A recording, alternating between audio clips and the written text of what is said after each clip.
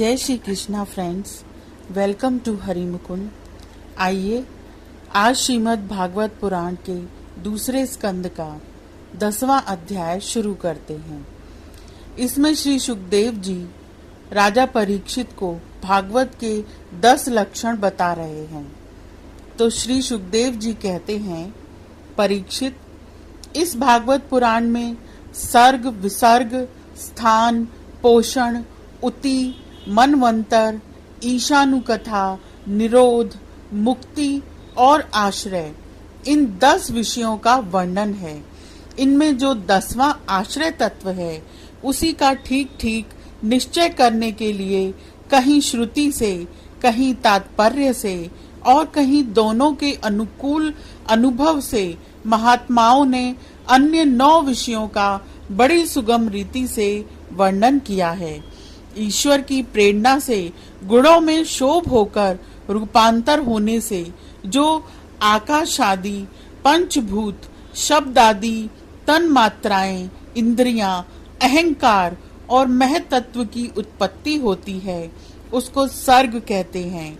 उस विराट पुरुष से उत्पन्न ब्रह्मा जी के द्वारा जो विभिन्न चराचर सृष्टियों का निर्माण होता है, उसका नाम है विसर्ग।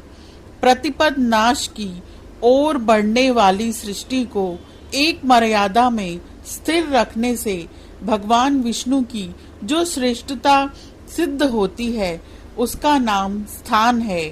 अपने द्वारा सुरक्षित सृष्टि में भक्तों के ऊपर उनकी जो कृपा होती है, उसका नाम है पोषण।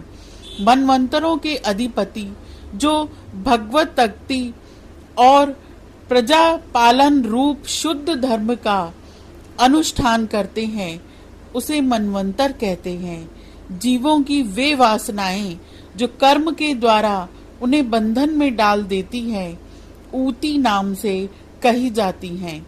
भगवान के विभिन्न अवतारों के और उनके प्रेमी भक्तों की विविध आख्यानों से युक्त गाथाएं ईश कथा हैं। जब भगवान योग निद्रा स्वीकार करके शयन करते हैं, तब इस जीव का अपनी उपाधियों के साथ उनमें लीन हो जाना निरोध है। अज्ञान कल्पित कर्तृत्व, भोग तृप्त आदि अनात्मा भाव का परित्याग करके अपने वास्तविक स्वरूप परमात्मा में स्थित होना ही मुक्ति है। परीक्षित, इस चराचर जगत की उत्पत्ति और प्रलय जिस तत्व से प्रकाशित होती हैं, वह परम ब्रह्म की आश्रय है। शास्त्रों में उसी को परमात्मा कहा गया है। जो नेत्र आदि इंद्रियों का अभिमानी दृष्टा जीव है, वही इंद्रियों के अधिष्ठात्र देवता सूर्य आदि के रूप में भी है। और जो नेत्र, गोलक आदि से युक्त दृश्य देह है, वही उन दोनों को अलग अलग करता है। इन तीनों में यदि एक का भी अभाव हो जाए तो दूसरे 2 की उपलब्धि नहीं हो सकती। अतः जो इन तीनों को जानता है, वह परमात्मा ही सबका अधिष्ठान आश्रय तत्व है। उसका आश्रय वह स्वयं ही है, दूसरा कोई नहीं। जब पूर्वोक्त विराट पुरुष ब्रह्मांड को फोड़ कर निकला, तब वह अपने रहने का स्थान ढूंढने लगा और स्थान की इच्छा से उस शुद्ध संकल्प पुरुष ने अत्यंत पवित्र जल की सृष्टि की। विराट पुरुष रूप नर से उत्पन्न होने के कारण ही जल का नाम नार पड़ा और उस अपने उत्पन्न किए हुए नार में वह पुरुष 1000 वर्षों तक रहा। इससे उसका नाम नारायण हुआ। उन नारायण भगवान की कृपा से ही द्रव्य, कर्म, काल, स्वभाव और जीव आदि की सत्ता है। उनके उपेक्षा कर देने पर और किसी का अस्तित्व नहीं रहता। उन अद्वितीय भगवान नारायण ने योग निद्रा से जगकर अनेक होने की इच्छा की। तब अपनी माया से उन्होंने अपने आप को 3 भागों में विभक्त कर दिया, आदिदेव, आध्यात्म और अधिभूत। परीक्षित, विराट पुरुष का 3 भागों में कैसे विभक्त हुए, वो सुनो। विराट पुरुष के हिलने डुलने पर उनके शरीर में रहने वाले आकाश से इंद्रिय बल, मनोबल और शरीर बल की उत्पत्ति हुई। उनसे इन सब का राजा प्राण उत्पन्न हुआ। जैसे सेवक अपने स्वामी राजा के पीछे पीछे चलते हैं, वैसे ही सबके शरीर में प्राण के प्रबल रहने पर ही सारी इंद्रियां प्रबल रहती हैं, और जब वह सुस्त पड़ जाता है तब सारी इंद्रियां भी सुस्त हो जाती हैं। जब प्राण जोर से आने जाने लगा तब विराट पुरुष को भूख प्यास का अनुभव हुआ। खाने पीने की इच्छा करते ही सबसे पहले उनके शरीर में मुख प्रकट हुआ। मुख से तालु और तालु से रसेंद्रिय प्रकट हुई। इसके बाद अनेकों प्रकार के रस उत्पन्न हुए जिन्हें रसना ग्रहण करती है। जब उनकी इच्छा बोलने की हुई तब वाक इंद्रिय, उसके अधिष्ठात्र देवता अग्नि और उनका विषय बोलना, ये तीनों प्रकट हुए। इसके बाद बहुत दिनों तक उस जल में ही वे रुके रहे। श्वास के वेग से नासिका छिद्र प्रकट हो गए। जब उन्हें सूंघने की इच्छा हुई तब उनकी नाक घ्राण इंद्रिय आकर बैठ गई और उसके देवता गंध को फैलाने वाले वायु देव प्रकट हुए। पहले उनके शरीर में प्रकाश नहीं था, फिर जब उन्हें अपने को तथा दूसरी वस्तुओं को देखने की इच्छा हुई तब नेत्रों के छिद्र, उनका अधिष्ठाता सूर्य और नेत्र इंद्रियां प्रकट हो गए। इन्हीं से रूप का ग्रहण होने लगा।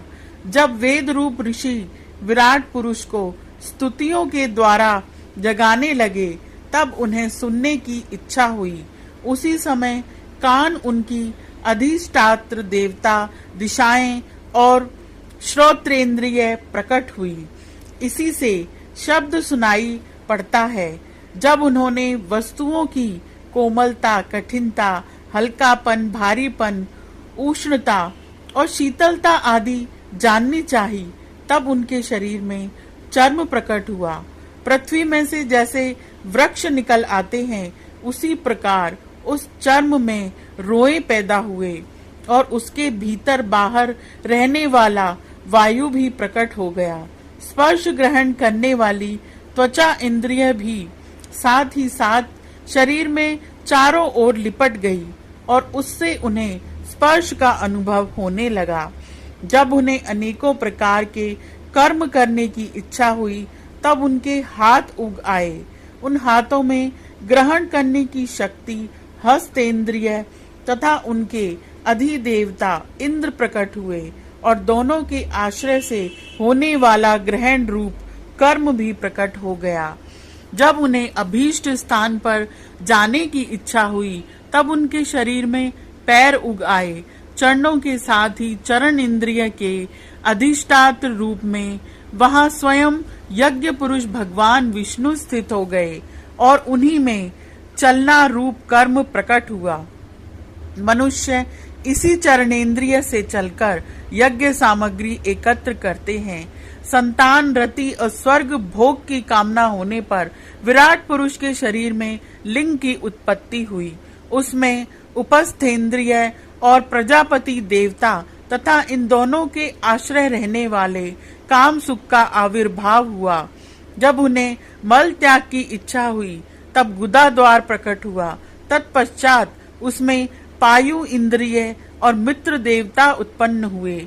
इन्हीं दोनों के द्वारा मल त्याग की क्रिया संपन्न होती है।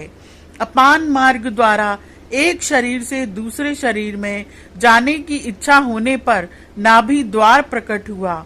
उससे अपान और मृत्यु देवता प्रकट हुए। इन दोनों के आश्रय से ही प्राण और अपान का बिछोह यानी मृत्यु होती है। जब विराट पुरुष को अन्न जल ग्रहण करने की इच्छा हुई तब कोक, आंतें और नाड़ियां उत्पन्न हुई। साथ ही कुक्षी के देवता समुद्र, नाड़ियों के देवता नदियां एवं तुष्टि और पुष्टि, ये दोनों उनके आश्रित विषय उत्पन्न हुए। जब उन्होंने अपनी माया पर विचार करना चाहा तब हृदय की उत्पत्ति हुई। उससे मन रूप इंद्रिय और मन से उसका देवता चंद्रमा तथा विषय, कामना और संकल्प प्रकट हुए। विराट पुरुष के शरीर में पृथ्वी, जल और तेज से 7 धातुएं प्रकट हुई। त्वचा, चर्म, मांस, रुधिर, मेद, मज्जा और अस्थि। इसी प्रकार आकाश, जल और वायु से प्राणों की उत्पत्ति हुई। श्रोत्रादि सब इंद्रियां शब्द आदि विषयों को ग्रहण करने वाली हैं। वे विषय अहंकार से उत्पन्न हुए हैं। मन सब विकारों को उत्पत्ति स्थान है और बुद्धि समस्त पदार्थों का बोध कराने वाली है। मैंने भगवान के इस स्थूल रूप का वर्णन तुम्हें सुनाया है। यह बाहर की ओर से पृथ्वी, जल, तेज, वायु, आकाश, अहंकार, महतत्व और प्रकृति, इन 8 आवरणों से घिरा हुआ है। इससे परे भगवान का अत्यंत सूक्ष्म रूप है। वह अव्यक्त, निर्विशेष, आदि, मध्य और अंत से रहित एवं नित्य है। वाणी और मन की वहां तक पहुंच नहीं है। मैंने तुम्हें भगवान के स्थूल और सूक्ष्म, व्यक्त और अव्यक्त जिन 2 रूपों का वर्णन सुनाया है, ये दोनों ही भगवान की माया के द्वारा रचित हैं। इसलिए विद्वान पुरुष इन दोनों को ही स्वीकार नहीं करते। वास्तव में भगवान निष्क्रिय हैं। अपनी शक्ति से ही वे सक्रिय बनते हैं। फिर तो वे ब्राह्म का या विराट रूप धारण करके वाच्य और वाचक शब्द और उसके अर्थ के रूप में प्रकट होते हैं और अनेकों नाम, रूप तथा क्रियाएं स्वीकार करते हैं।